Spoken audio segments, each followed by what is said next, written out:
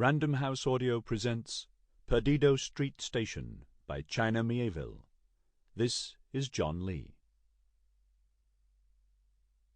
I even gave up for a while, stopping by the window of the room to look out at the lights and deep illuminated streets. That's a form of dying, that losing contact with the city like that. Philip K. Dick, We Can Build You. Veldt, to scrub, to fields, to farms, to these first tumbling houses that rise from the earth.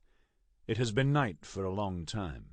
The hovels that encrust the river's edge have grown like mushrooms around me in the dark. We rock, we pitch in a deep current. Behind me the man tugs uneasily at his rudder, and the barge corrects. Light lurches as the lantern swings. The man is afraid of me. I lean out from the prow of the small vessel across the darkly moving water. Over the engine's oily rumble and the caresses of the river, small sounds, house sounds, are building. Timbers whisper and the wind strokes thatch. Walls settle and floors shift to fill space. The tens of houses have become hundreds, thousands. They spread backwards from the banks and shed light from all across the plain. They surround me. They are growing. They are taller and fatter and noisier. Their roofs are slate. Their walls are strong brick. The river twists and turns to face the city. It looms, suddenly, massive, stamped on the landscape. Its light wells up around the surrounds, the rock hills, like bruise blood. Its dirty towers glow. I am debased. I am compelled to worship this extraordinary presence that has silted into existence at the conjunction of two rivers. It is a vast pollutant, a stench, a klaxon sounding. Fat chimneys retch dirt into the sky, even now in the deep night. It is not the current which pulls us, but the city itself. Its weight sucks us in. Faint shouts, here and there the calls of beasts, the obscene clash and pounding from the factories as huge machines rut. Railways trace urban anatomy like protruding veins.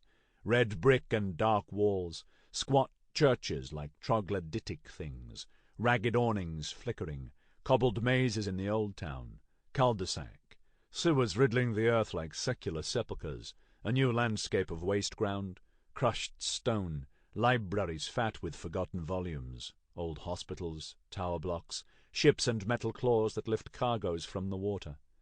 How could we not see this approaching? What trick of topography is this that lets the sprawling monster hide behind corners to leap out at the traveller? It is too late to flee. The man murmurs to me, tells me where we are. I do not turn to him. This is Raven's Gate, this brutalized warren around us. The rotting buildings lean against each other, exhausted. The river smears slime on its brick banks. City walls risen from the depths to hold the water at bay. There is a vile stink here. I wonder how this looks from above.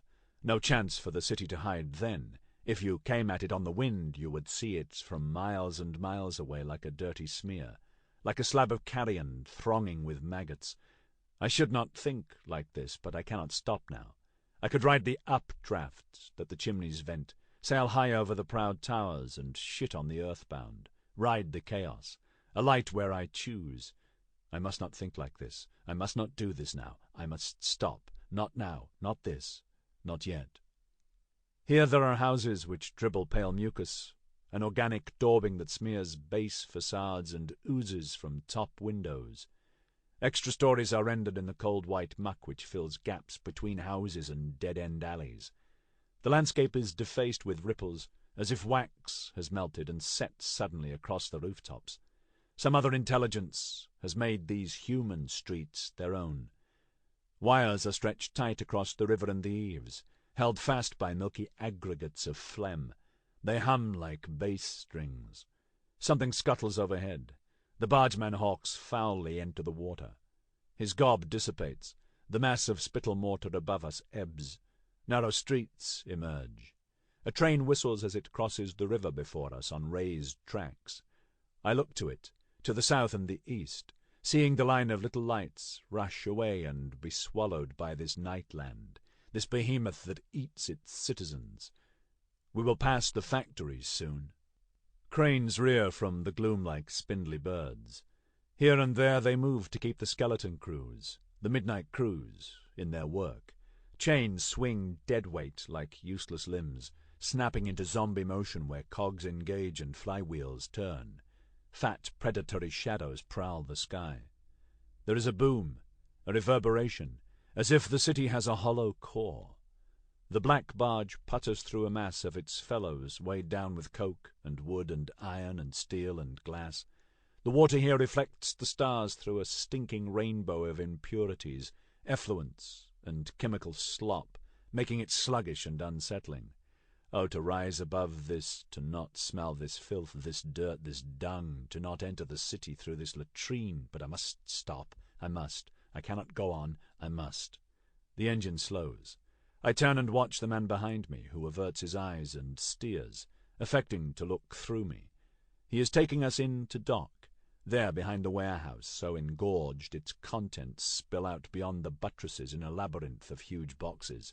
He picks his way between other craft.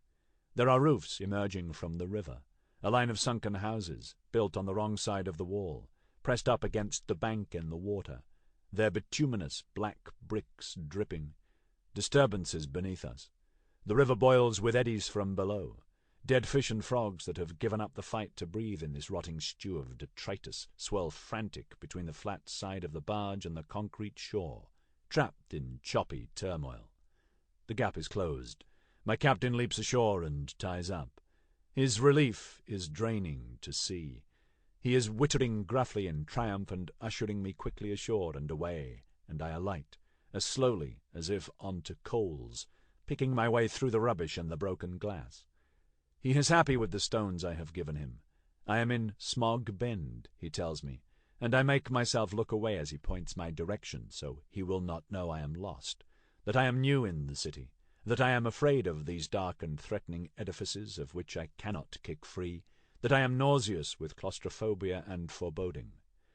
A little to the south, two great pillars rise from the river.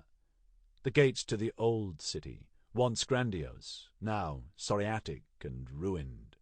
The carved histories that wound about those obelisks have been effaced by time and acid, and only rough cast spiral threads, like those of old screws, remain. Behind them, a low bridge. Drudd Crossing, he says. I ignore the man's eager explanations and walk away through this lime-bleached zone, past yawning doors that promise the comfort of true dark, and an escape from the river's stench. The bargeman is just a tiny voice now, and it is a small pleasure to know I will never see him again. It is not cold. A city light is promising itself in the east. I will follow the train lines. I will stalk in their shadow as they pass by over the houses and towers and barracks and offices and prisons of the city. I will track them from the arches that anchor them to the earth. I must find my way in. My cloak, heavy cloth unfamiliar and painful on my skin, tugs at me, and I can feel the weight of my purse. That is what protects me here, that and the illusion I have fostered, the source of my sorrow and my shame, the anguish that has brought me to this great wen, this dusty city dreamed up in bone and brick, a conspiracy of industry and violence, steeped in history and battened down power, this bad land beyond my ken. New Crobuzon. Part 1. Commissions. Chapter 1. A window burst open high above the market. A basket flew from it and arced towards the oblivious crowd. It spasmed in mid-air, then spun and continued earthwards at a slower, uneven pace. Dancing precariously as it descended, its wire mesh caught and skittered on the building's rough hide. It scrabbled at the wall, sending paint and concrete dust plummeting before it. The sun shone through uneven cloud cover with a bright grey light. Below the basket the stalls and barrows lay like untidy spillage. The city reeked. But today was market day down in Aspic Hole, and the pungent slick of dung smell and rot that rolled over New Crobuzon was, in these streets, for these hours, improved with paprika and fresh tomato, hot oil and fish and cinnamon, cured meat, banana and onion. The food stalls stretched the noisy length of Shadrach. Sample complete. Ready to continue?